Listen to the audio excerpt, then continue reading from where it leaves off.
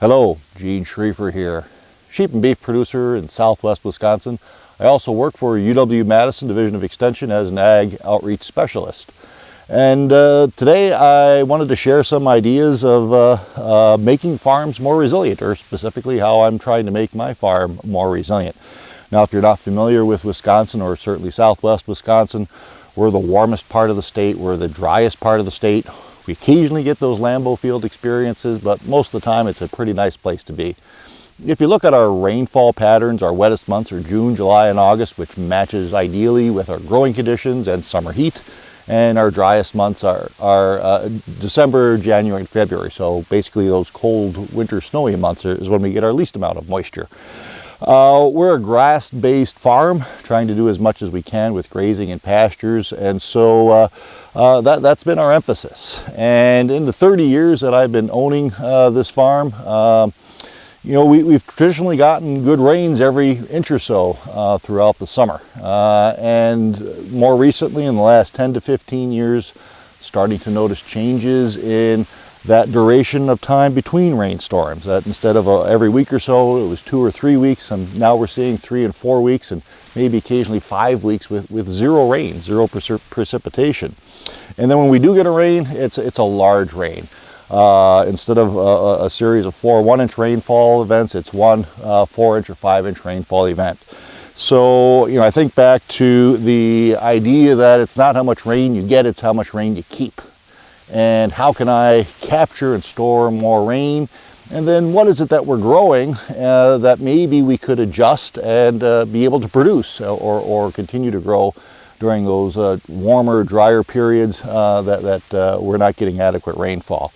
Back in 2012, I had the opportunity to travel over to Michigan to the Kellogg Biological Research Station, and in some of their plots that they had on display were some prairie grasses. Now, Kellogg is about the same latitude we are. They were having the same summer, same 90-degree and 100-degree temperatures, the same lack of rainfall, or same rainfall, it was just little. And yet when I was there, this grass was 3 and 4 foot tall. And I thought that was really interesting.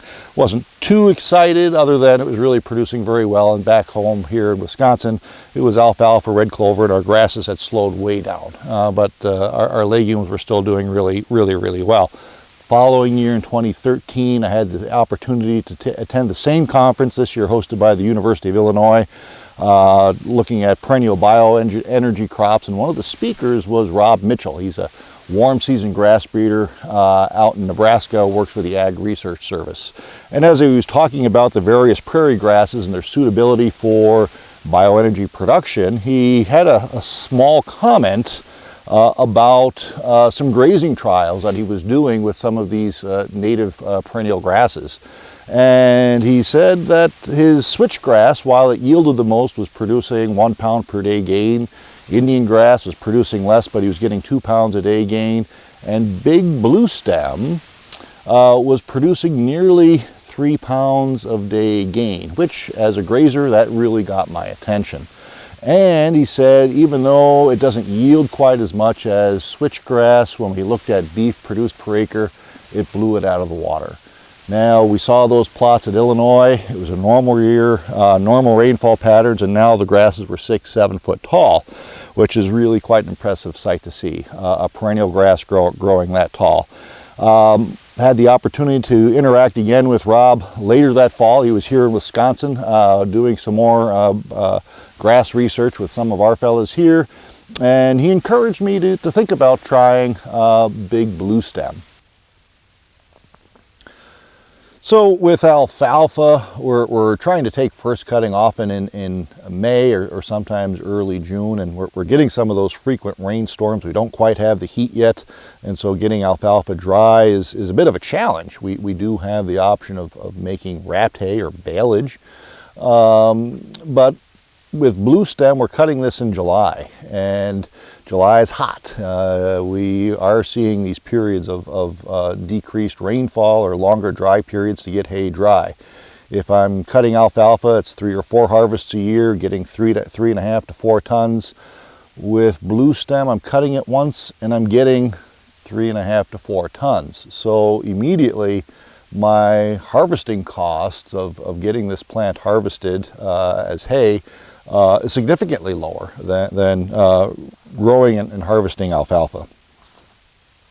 What else have I observed with this big bluestem in the years that we've had this established? Well, one of the things that I've observed is some years we get a really early snow in December, and with the bluestem there's an awful lot of residue in December still, so it captures and traps a great deal of snow.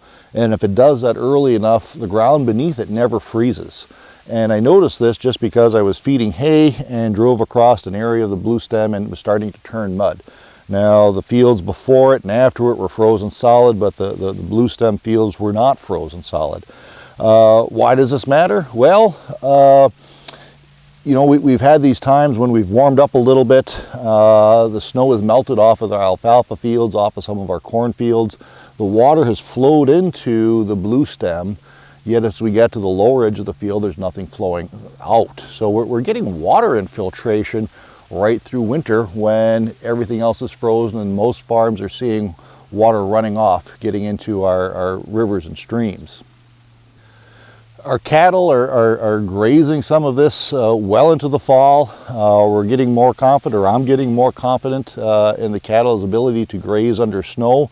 This year we're hoping that we'll be able to graze this well into the end of December and early January. The cattle are getting better at grazing under snow, and every day that we can graze is one less day that I have to make hay or feed hay. So that also is going to be saving me on my costs.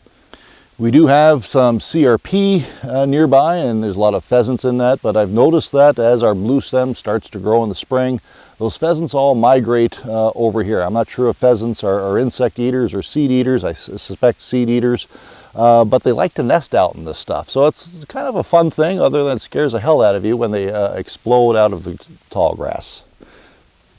Now, before you go and think that this is a panacea grass, there are downsides. I mean, obviously there's no universal perfect grass. Bluestem is really slow to establish. It's one of these grasses we think about, you either get it the first year or you get it the third year. If you get a good stand and we've got some good herbicide options, it'll establish really quickly. If we don't get a good catch, we have that peeping, creeping, leaping. It's the third year that we really get a great production out of it.